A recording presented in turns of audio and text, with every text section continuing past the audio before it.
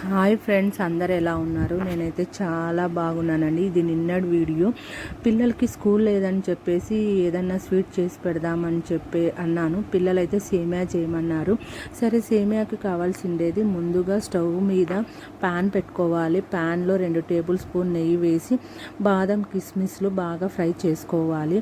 అదే ప్యాన్లో 1 కప్పు సేమియా వేసి గోల్డెన్ కలర్ వచ్చే వరకు ఫ్రై చేసుకోవాలి. దాంట్లోనే 1/2 లీటర్ పాలు వేసి బాగా ఉడికించాలి.